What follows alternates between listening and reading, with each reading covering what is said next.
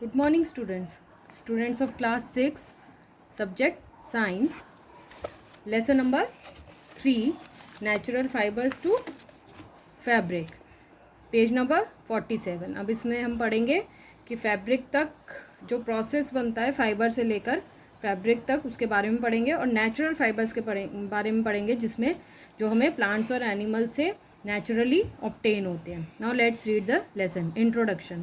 There are 3 basic necessities of human beings. तो हमारी 3 basic needs जो हैं वो क्या हैं? ज़रूरतें, फूड, शेल्टर एंड क्लोथिंग, खाना, रहना और कपड़े पहनना।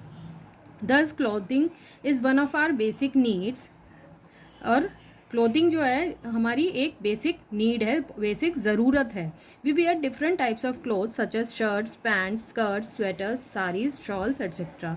सो हम अलग अलग तरह के कपड़े पहनते हैं, जैसे shirts, pants, skirts, sweaters, jackets, T shirts, shawls, etc.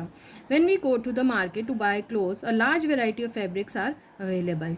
So जब हम मार्केट में कपड़ा ख़रीदने जाते हैं तो हमें बहुत सारी वैरायटी के कपड़े मिलते हैं। Also a large variety of clothes are available in our homes such as bedsheets, curtains, towels, shawls and etcetera. और हमारे घर में भी बहुत अलग अलग वैरायटी के कपड़े मिलते हैं, जैसे बेड शीट्स हैं, कर्टेंस पर्दे हैं, टॉवल तौलिए हैं, शॉल्स हैं, स्वेटर हैं। बहुत सारे हमारे घर में ऐसे होते हैं जो अलग अलग तरीके के फाइबर्स के बने होते हैं। Do you know what are these clothes made of? अब आपको पता है कि ये सारे जो कपड़े होते हैं वो किन के बने होते हैं। Now turn page number 48। All these clothes are made up of different types of fabrics from where these fabrics come. So ये जितने भी क्लोथ्स होते हैं वो अलग अलग फैब्रिक के बने होते हैं, अलग अलग तरीके के होते हैं। जैसे कोई कॉटन का होता है, कोई जूट का होता है, कोई सिल्क का होता है, कोई वूल का होता है। लेकिन ये सारे फैब्रिक्स आते कहाँ से हैं? All these clothes are made up of different types of fabrics. अलग अलग तरीके के फैब्रिक के बने होते हैं। Fabrics are made by weaving और निटिंग फाइबर्स और यार्न मेड ऑफ फाइबर्स। अब जो ये फैब्रिक बनाया जाता है वो या तो वीव करके बनाया जाता है या फिर निट करके बनाया जाता है। वीविंग का मतलब ये होता है उसका ताना बाना बुना जाता है, वो क्रिस क्रॉस में चलता है, दो धागे चलते हैं उसमें। और निटिंग में एक सिंगल लूप धागा चलता है या फिर एक सिंगल यार्न चलता है जो फाइबर का बना होता है। सो निटिंग फैब्रिक्स में आते हैं हमारे टी शर्ट्स और स्वेटर्स वगैरह। Fibre is a thin thread like strand from which cloth is made. So fibre क्या है? एक पतला सा धागा होता है, बहुत ही पतला सा, जिससे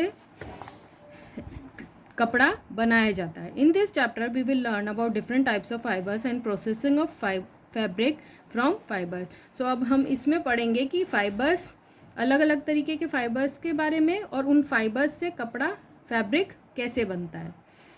Activity 1. Visit a tailoring shop nearby your house. Collect cutting of fabric left over after stitching. तो आपके आसपास कोई टेलर की शॉप हो, उसके पास जो कटिंग पड़ी होती है, वेस्ट कपड़ा होता है, कपड़ा बनने के बाद उसको कलेक्ट करना है। Touch and feel each and every piece of cloth, और उसको टच करके फील करके देखना है। Label the cloth with cotton, silk, wool और mix on the piece of cloth. So उस कपड़े को पहचानने की कोशिश करनी है और बताना है उसको कॉटन, सिल्क, वुल या फिर कोई और तरीके का कपड़ा है। तो for this take the help of tailor, और इसके लिए आप टेलर की हेल्प भी ले सकते हो क्योंकि आपको सब तरीके के कपड़ों की पहचान नहीं होती है। When you look at any cloth it seems a continuous piece. जब आप किसी कपड़े को देखते हो तो वो एक सरफेस उसका फ्लैट और स्मूथ दिखता है, एक जैसा एक रेगुलर कपड़ा दिखता है आपको। Now pull a single thread from any piece of cloth. So अब किसी भी कपड़े में से एक साइड में से एक धागा आपको पुल करना है, खींचना है, निकालना है। व्हाट दीज फाइबर्स और क्लॉथ मेड ऑफ। अब आप देखना है आपको और पहचानने की कोशिश करना है कि वो जो फाइबर है, जो धागा आपने निकाला है या क्लॉथ है, वो किसका बना हुआ होता है। अब इन्हीं सब बातों के बारे में हम इस लेसन में पढ़ेंगे। Activity 2. Take out yarn from a piece of cotton fabric. अब आपको कॉटन फैब्रिक में से एक यार्न निकालना है या फिर धागा निकालना है। Place the piece of paper on the table. अब आपको टेबल पे एक पेपर रखना है। Now press one end of the yarn with your thumb. अब उसके ऊपर यार्न, वो धागा जो है उसको एक एंड पे से अपने अंगूठे से दबाना है। Scratch the other and of the yarn along with its length with your nail. अब दूसरी तरफ से जो दूसरा एंड है धागे का, वहाँ पर आपको अपने नाखून से स्क्रैच करना है उसे। फिर आपको क्या नज़र आता है, what will you observe, the piece of cotton yarn splits into thin strands of cotton. अब जो वो कॉटन का जो यार्न है वो और भी छोटे छोटे पतले पतले स्ट्रैंड्स में अलग अलग हो रहा है वो, जिनको हम रेशे कहते हैं। Thus, on the basis of above activity, we can conclude that fabric of cotton yarn are made of still thinner strands of cotton. अब वो जो बारीक बारीक रेशे निकलते हैं उससे हमें पता पड़ता है कि वो जो यार्न भी है वो भी और भी छोटे थिनर और पतले और छोटे छोटे कॉटन फाइबर से बना हुआ है। These thin strands are called fibers. Hence, fabrics are made of yarn and yarn is made from fibers. अब जो है, अब इससे पता पड़ता है कि जो फैब्रिक है वो यार्न से बना है, जो धागे से बना है वो धागा जो यार्न है वो फाइबर से बना है। Now let us find out from where these come from. अब हमें पता लगाना है कि फाइबर्स आते कहाँ से हैं। Now classification of fibres. Classification इसलिए किया गया है क्योंकि फाइबर्स दो तरह के होते हैं, नेचुरल और सिंथेटिक। नेचुरल जो हमें नेचुरली मिलते हैं, नेचुरल चीज़ों से मिलते हैं जैसे प्लांट्स और एनिमल्स, और सिंथेटिक होते हैं मैन मेड फाइबर होते हैं जो मैन केमिकल रिएक्शन या केमिकल सब्सटेंसेस से बनाता है, खुद बनाता है। Fibre is the basic material for fabrics. अब जो आपको पता है जो फाइबर का स्टार्टिंग पॉइंट है किसी भी फैब्रिक का वो फाइबर होता है और वो बेसिक मटेरियल होता है किसी भी फैब्रिक को तैयार करने के लिए। There are two main source of fibres, that is plants and animals. Also fibres can also be made from chemical substances. Thus fibres are mainly of two types, natural and synthetic. So natural होते हैं या फिर synthetic होते हैं, और natural में हमें या तो प्लांट्स से मिलते हैं या फिर एनिमल्स से। The fibers which are obtained from natural sources like plants and animals are called natural fibers. So जो हमें plants और animals से मिल रहे हैं वो natural fibers कहलाते हैं। Example cotton, silk, wool, flax, etc. तो ये सारे एग्जाम्पल दिए हुए हैं। Cotton, flax and jute are obtain from plants. So cotton, flax और जूट है वो तो प्लांट से मिलते हैं। सिल्क और wool are obtain from animals, और सिल्क और वूल हमें एनिमल्स से मिलते हैं। Silk fibre is obtain from the cocoon of silkworm. So silk fibre जो है हमें ककून से मिलता है सिल्क वॉर्म के, इसलिए वो एनिमल फाइबर में आता है। Next page 49। The fibres which are prepared from chemical substances in industry are called synthetic fibres. So जो फाइबर्स केमिकल सब्सटेंसेज से मिलते हैं, केमिकल रिएक्शन करवा के उनका कंपाउंड बॉन्ड बना के जो बनाए जाते हैं उनको हम सिंथेटिक फाइबर्स कहते हैं, या फिर आर्टिफिशियल फाइबर्स कहते हैं, या फिर मैन मेड फाइबर्स कहते हैं। Some of the examples of synthetic fibres are nylon, polyester, Orlon या acrylic, etc. So these are the examples given. So synthetic fibers are also called artificial fibers. Now advantages of synthetic fiber, जो इनके फ़ायदे क्या हैं और ये क्यों फ़ायदेमंद है, क्यों ड्यूरेबल है। These fibers can be washed and dried quickly. ये आसानी से धुल पाते हैं और आसानी से जल्दी से सूख भी जाते हैं। These are cheaper than natural fibers. cheaper मतलब ये natural fibers से सस्ते होते हैं। They are easy to maintain. इनको maintain करना आसान होता है, इनका रख रखाव आसान होता है। Their strength is higher than the natural fiber. उनकी जो strength होती है, ताकत होती है, वो natural fiber से ज़्यादा होती है।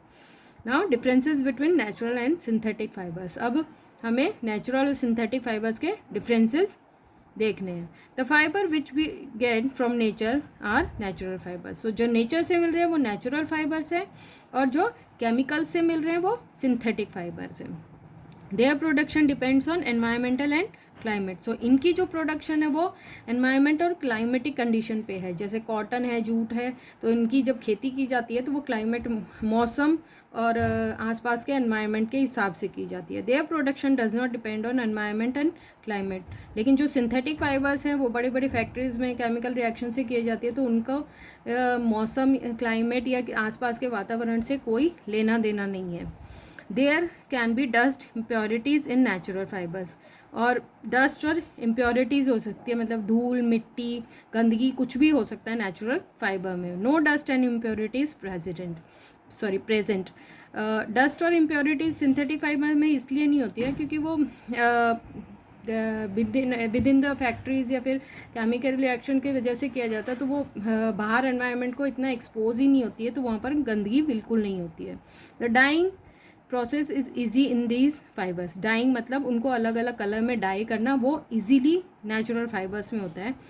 Dyeing is difficult. Synthetic fibre को डाई करना मुश्किल होता है. It is less durable. Less मतलब ज़्यादा दिन तक नहीं चलता है, उसकी रफ़ एंड टफ नहीं होता ज़्यादा.